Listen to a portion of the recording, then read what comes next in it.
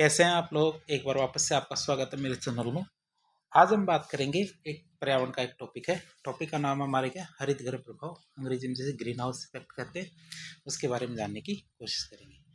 ये हमारे क्या पर्यावरण की और इकोलॉजी की एक सीरीज चल रही है, जिसके अंतर्गत हमने काफ़ी सारे वीडियोज पहले भी अपलोड कर दिए हैं। यदि आपने वह वीडियो नहीं देखे हैं तो आप पहले वह देखिए, इससे आपके ज्ञान में वृद्धि होगी। आज का हमारा टॉपिक है हरित गृह प्रभाव। हरित गृह प्रभाव की बात करें तो प्राकृतिक रूप से होने वाली एक घटना है हरित गृह प्रभाव, जिसके कारण पृथ्वी की सतह तथा निचला जो वायुमंडल है वह गर्म रहता है। पृथ्वी का जो निचला वायुमंडल है वो गर्म रहता है, पृथ्वी की सतह भी इसकी वजह से गर्म रहती है। ग्रीन हाउस के कारण क्या होता है, पृथ्वी पर जीवों को जीवित रहने के लिए जितने तापमान की आवश्यकता होती है वह उसको आसानी से मिल जाता है। तो यह हमें ग्रीन हाउस प्रभाव है। ग्रीन हाउस प्रभाव की बात करें तो इसमें क्या होता है, जो पृथ्वी का वायुमंडल होता है, जैसे हमारी पृथ्वी का वायुमंडल है, इस पे क्या है, निम्न तीव्रता की जो निम्न तरंगदैर्ध्य की प्रकाश किरणें आपतित होती है। फिर इससे उच्च तीव्रता की जो हमारी तरंगदैर्ध्य वाली प्रकाश किरणें परावर्तित होती है। जो परावर्तित होने वाली प्रकाश किरणें उनको जो हमारे ग्रीन हाउस गैसें हैं वो उनको अवशोषित कर लेती है।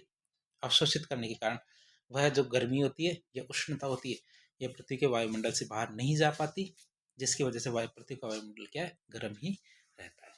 तो हम इसको चित्र के माध्यम से देख सकते हैं। स्क्रीन पर होकर आप इसको और भी ध्यान से देख सकते हैं।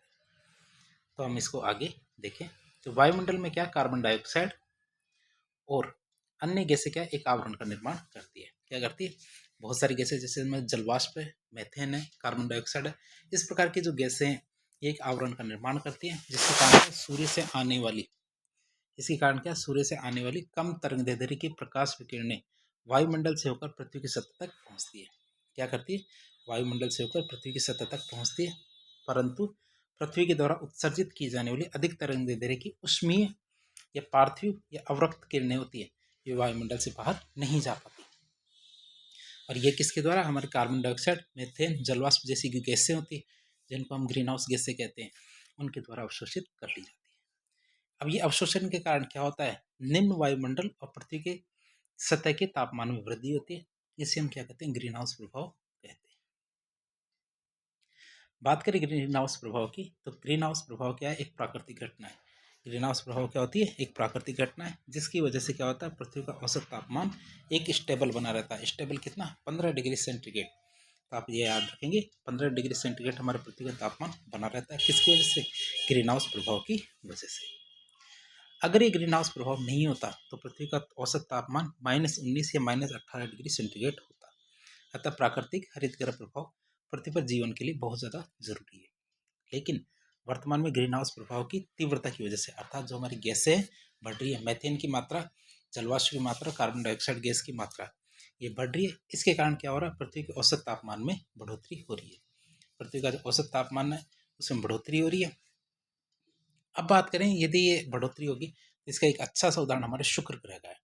शुक्र ग्रह पर की बात करें तो शुक्र ग्रह के वायुमंडल में कार्बन डाइऑक्साइड की सांद्रता 90% है, अर्थात जो वहाँ ग्रीन हाउस गैसों की सांद्रता क्या है, काफ़ी ज़्यादा है। इस वजह से शुक्र ग्रह का औसत तापमान कितना है, 447 डिग्री है। इसी तरह हमारे पृथ्वी पर यदि जब हमारी ग्रीन हाउस गैसों की सांद्रता बढ़ेगी तो इसके बढ़ने की वजह से पृथ्वी का तापमान भी इतना ज़्यादा हो जाएगा तो जीवों के लिए अनुपयुक्त हो जाएगा, जीव सारे के सारे जलकर मर जाएंगे। तो इसलिए हमें ग्रीन हाउस गैसों को रोकना है। अब बात करते हैं ग्रीन हाउस प्रभाव के कारण क्या है। ग्रीन हाउस प्रभाव को दो भागों में बांटा जाता है, एक तो प्राकृतिक कारण और एक मानव जनित कारण की वजह से ग्रीन हाउस प्रभाव होता है। पहला आता है हमारा प्राकृतिक कारण। प्राकृतिक कारण की बात करें तो इसमें कौन कौन सी चीज़ें आती है, जैसे हमारे जलवाष्प है, ये सबसे बड़ा कारण है। फिर हमारा कार्बन डाइऑक्साइड आता है, जिसको CO2 कहते हैं, फिर मीथेन, CH4, ओजोन, O3। एक बार परीक्षा में ऐसा पूछा गया था कि ग्रीन हाउस प्रभाव का सबसे बड़ा कारक कौन सा है, तो सभी बच्चों ने कार्बन डाइऑक्साइड को चुना। क्यों, क्योंकि सभी जगह हम ये सुनते हैं कि कार्बन डाइऑक्साइड की बढ़ने से क्या होता है, ग्रीन हाउस प्रभाव बढ़ता है, लेकिन कार्बन डाइऑक्साइड की बजाय जो हमारे जलवाष्प है ये सबसे बड़ा कारण होता है किसका, ग्रीन हाउस प्रभाव के होने का। फिर हम बात करेंगे किसकी, हम बात करेंगे मानव जनित कारणों की, जिनकी वजह से ग्रीन हाउस प्रभाव हो रहा है। तो मानव जनित कारणों की बात करें तो वो कारण कौन कौन से, हमारे कार्बन डाइऑक्साइड ये सबसे बड़ा कारण है किसका, मानव जनित कारणों का। फिर मीथेन 16%, 76% हमारा carbon dioxide, nitrous oxide N2 हमारे 6% और 2% हमारी फ्लोरिनेटेड गैसें होती है, उनकी वजह से ग्रीन हाउस प्रभाव बढ़ रहा है। और फ्लोरिनेटेड गैसों की बात करें तो ये कौन कौन सी गैसें, हमारे हाइड्रोफ्लोरोकार्बन, परफ्लोरोकार्बन और सल्फर हेक्साक्लोराइड। हाइड्रोफ्लोरोकार्बन मतलब HFC, परफ्लोरोकार्बन मतलब PFC और सल्फर हेक्साक्लोराइड मतलब SF6। ये हमारे गैसें हैं जिनकी वजह से जो ग्रीन हाउस प्रभाव बढ़ रहा है। अब ग्रीन हाउस गैसों के उत्सर्जन के लिए कौन कौन से सेक्टर जिम्मेदार है, ग्रीन हाउस गैसों के लिए कौन कौन से सेक्टर या कौन कौन से क्षेत्र जिम्मेदार है। तो क्षेत्रीय जिम्मेदार की बात करें, यह हमें कैसे पता चला, तो IPCC की रिपोर्ट आई थी 2014 की, तो उसके अनुसार क्या होता है, जो ऊर्जा संयंत्र होता है, पावर स्टेशन होते हैं, जिससे हमारे कोयला ऊर्जा संयंत्र होते हैं, ये इस तरह के ऊर्जा संयंत्रों से 25% एक तरह से मान लो कार्बन जो ग्रीन हाउस गैसें हैं वह निकलती है। फिर वन कृषि और जो भूमि उपयोग है, जैसे हमारे कर्तन और दहन होती है, स्थानांतरित कृषि, तो कई प्रकार की कृषि, वन और भूमि, इनसे हमें क्या है 24% जो हमारी ग्रीन हाउस गैसों का उत्पादन होता है। फिर औद्योगिक उपकरण मतलब इंडस्ट्रीज से 21% और हमारे ट्रांसपोर्ट फ्यूल से 14% क्या है ग्रीन हाउस गैसों का उत्सर्जन होता है। हम इनको देख सकते हैं। IPCC का मतलब होता है inter governmental panel on climate change, ये जलवायु परिवर्तन पर अंतर सरकारी पैनल। इसकी जो रिपोर्ट थी 2014 की, उसके अनुसार ये आंकड़े थे।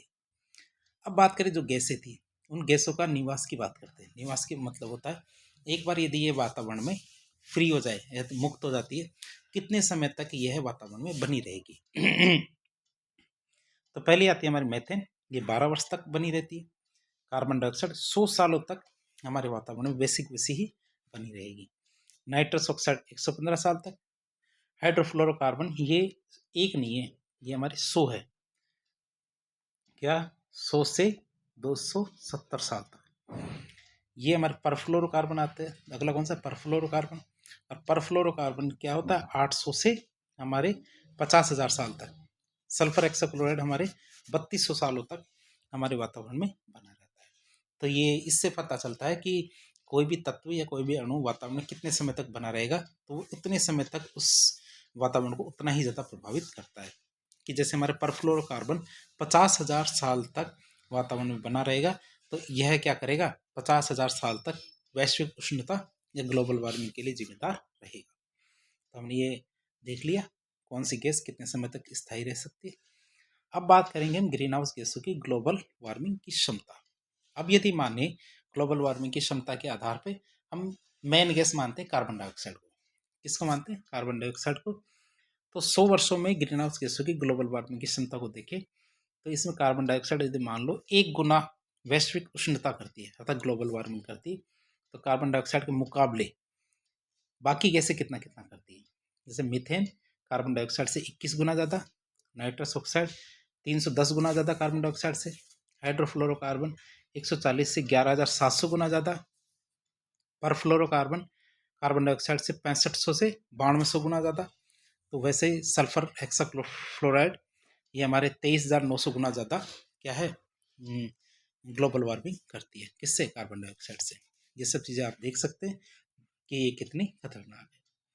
अब बात करें देशों की, तो कौन सा देश कार्बन डाइऑक्साइड का कितना उत्पादन करता है, ये कितना उत्सर्जन करता है। दुनिया का चीन 30% उत्सर्जन करता है कार्बन डाइऑक्साइड का, अमेरिका 15%, यूरोपियन यूनियन मिलकर 9%, भारत 7% और रशिया की बात करें तो केवल 5% ही उत्सर्जन करता है। रशिया वैसे भी छोटा कंट्री है, आप ये साइज में मत जाइए, साइज में तो दुनिया का सबसे बड़ा देश रशिया है, लेकिन जनसंख्या के मामले में छोटा देश है। फिर एक शब्द आता है आपको ब्लैक कार्बन और ब्राउन कार्बन के बारे में सुना होगा आपने, ब्लैक कार्बन और ब्राउन कार्बन। तो ब्लैक कार्बन किसे कहते हैं इसकी बात करें, ब्लैक कार्बन क्या ठोस कण होते हैं। ब्लैक कार्बन क्या होते हैं, ठोस कण होते हैं, जो क्या होते हैं एरोसोल के रूप में मिलते हैं। ऐसे ठोस कण जो किस रूप में मिलते हैं, एरोसोल के रूप में मिलते हैं। ब्लैक कार्बन का निर्माण क्या था, आंशिक दहन से होता है। जब हम ईंधन का आंशिक दहन करते हैं, क्या करते हैं, आंशिक दहन करते हैं, अर्थात ऑक्सीजन की कमी में उसका दहन करते हैं आंशिक रूप से, तो इससे हमारे ब्लैक कार्बन की उत्पत्ति होती है। और जब ब्लैक कार्बन निकलता है तो इससे क्या होता है, वायु प्रदूषण होता है। ब्लैक कार्बन का मतलब यदि आपने देखा हो, जैसे हम क्या कहते हैं, गीली या नमी युक्त जो लकड़ी होती है उसको जलाते हैं, तो उससे भारी मात्रा में काला धुआं निकलता है। वह काला धुआं ही हमारा ब्लैक कार्बन होता है। ब्लैक कार्बन भी क्या करता है, वायु प्रदूषण के साथ साथ ऊष्मा को अवशोषित कर लेता है और पृथ्वी के तापमान में बढ़ोतरी कर देता है। जो काला धुआं होता है यही क्या करता है, काफ़ी ज़्यादा मात्रा में हमारे आसपास के एरिया को गर्म कर देता है। ब्लैक कार्बन क्या करता है, कई बार बर्फ़ पर जमा हो जाता है। क्या करता है, बर्फ़ पर जमा हो जाता है। बर्फ़ पर जमा होने की वजह से ये प्रकाश का अवशोषण बढ़ा देता है, जिससे पर बर्फ़ क्या है, तेज़ी से पिघलना शुरू करती है।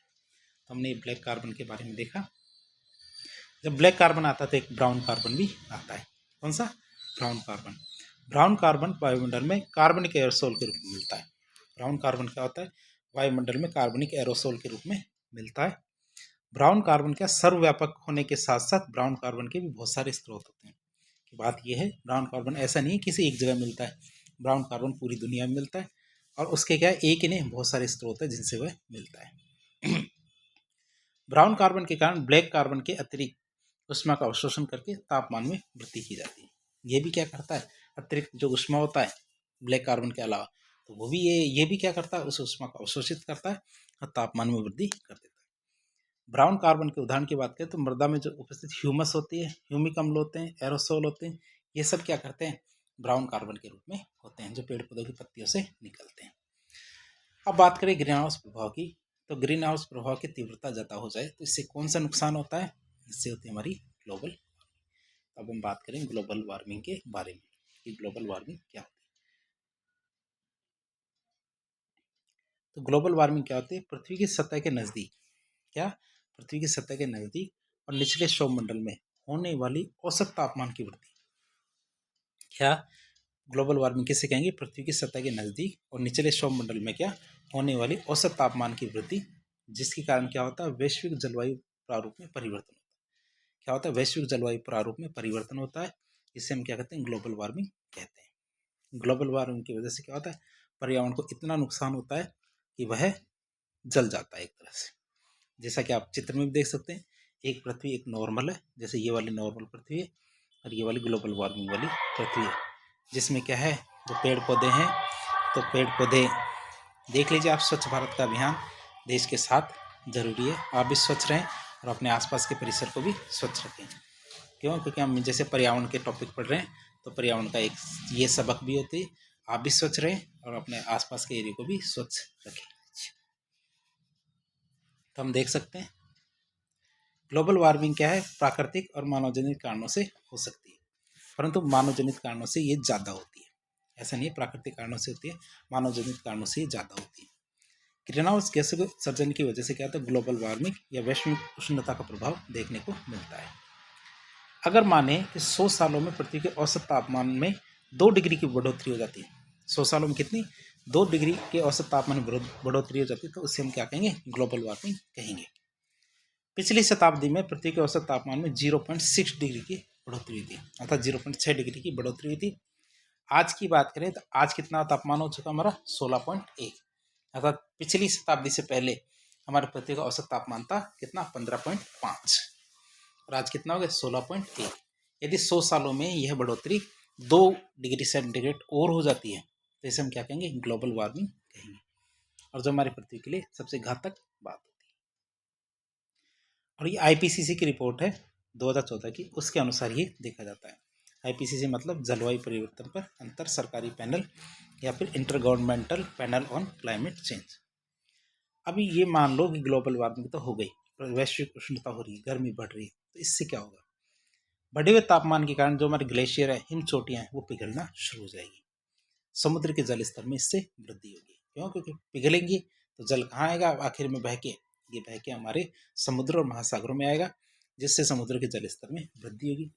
वर्षा के प्रारूप है उनमें बदलाव होगा, कभी बहुत तेज वर्षा होगी, कभी बिल्कुल सूखा पड़ जाएगा, तो ऐसे प्रारूप में बदलाव होगा। प्राकृतिक आवास है उनकी क्षति होगी, जिसके कारण अन्य वन्य जीव है उनको विलुप्त होना शुरू हो जाएंगे। क्यों, क्योंकि जंगल वंगल सब पानी में डूबना शुरू होंगे। प्राकृतिक आपदाएं आएंगी, जैसे कभी कभी हीट वेव आएगी, गर्मी की लहर आएगी, जो बाढ़ आता, तूफान, ये सब घटनाएं हैं, इनमें वृद्धि हो जाएगी। जो हमारे प्राकृतिक आपदाओं की घटनाएं ये तेजी से बढ़ेगी। बीमारियां और महामारियों की तीव्रता में भी वृद्धि होगी। फिर जो हमारे प्रवाल वृत्तियां हैं, प्रवाल वृत्तियों का विरंजन हो जाएगा। इसके बारे में हम आगे वाले टॉपिकों के अंदर देखेंगे कि जैसे हमारे प्रवाल होते हैं कोरल्स होते हैं, ये कलरफुल होते हैं, कलरफुल होने की वजह से काफ़ी मनमोहक और सुंदर लगते हैं। लेकिन ग्लोबल वार्मिंग की वजह से क्या है, उनके ऊपर जो जूजेंतली नाम के शैवाल होते हैं ग्लोबल वार्मिंग की वजह से चले जाते हैं और इस तरह से उनका कलर चेंज हो जाता है या फिर वो सफ़ेद कलर के हो जाते हैं, जिसे हम क्या कहते हैं ब्लीचिंग या फिर कोरल रीफ का विरंजन भी कहते हैं। इसको डिटेल से हम आगे वाले लेक्चरों में पढ़ेंगे। और बात करें खास तो समुद्र के तापमान में परिवर्तन के कारण जो पादप प्लवक है इनकी संख्या भी कम हो जाएगी। और ये क्यों जरूरी है हमारे पादप प्लवक? पादप प्लवक की वजह से क्या होता है, जो हमारे जंतु प्लवक है इनका पोषण लेते हैं, अर्थात इनको खाते। जंतु प्लवक को कौन खाते हैं? हमारी छोटी मछलियाँ, छोटी मछलियाँ, बड़ी मछलियाँ, बड़ी मछलियाँ और शार्क मछलियाँ। तीसरा एक खाद्य श्रृंखला का निर्माण होता है और जो हमारे जलीय पारितंत्र है उसका निर्माण होता है। तो इस तरह आज के लेक्चर में हमने ग्रीन हाउस गैसें, ग्रीन हाउस प्रभाव, ग्लोबल वार्मिंग, इन सब के बारे में जानकारी प्राप्त की। इस प्रकार के इन्फॉर्मेटिव वीडियो देखने के लिए हमारे चैनल से जुड़े। वीडियो यदि पसंद आता है तो वीडियो को लाइक करें, चैनल को सब्सक्राइब करें, अपने दोस्तों के साथ शेयर करें। यदि आपके सुझाव हों तो कमेंट बॉक्स के माध्यम से बताएं। धन्यवाद।